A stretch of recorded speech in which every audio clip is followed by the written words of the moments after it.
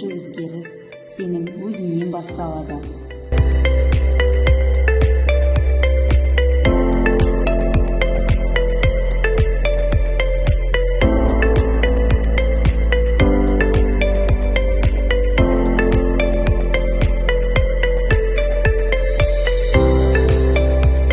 Бүгінгі кішкентай әрекет ертеңгі үлкен нәтиже.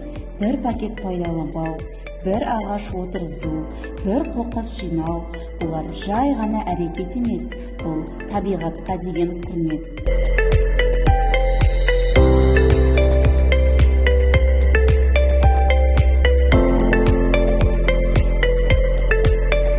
Әр кішкентай іс үлкен өзгерістің бастауы. Себебі табиғат әрбір әрекетті сезеді.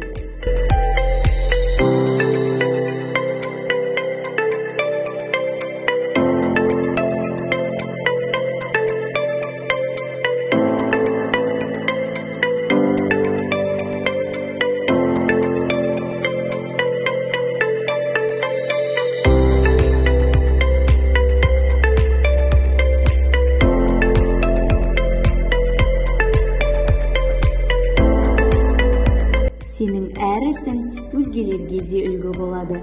Сен байқамасаң да, біреу сені көріп ой түйеді. Бір адам өзгереді, кейін 2, 3. Осылайша сана өзгереді, қоғам өзгереді. Ал қоғам өзгерсе, болашақ өзгереді.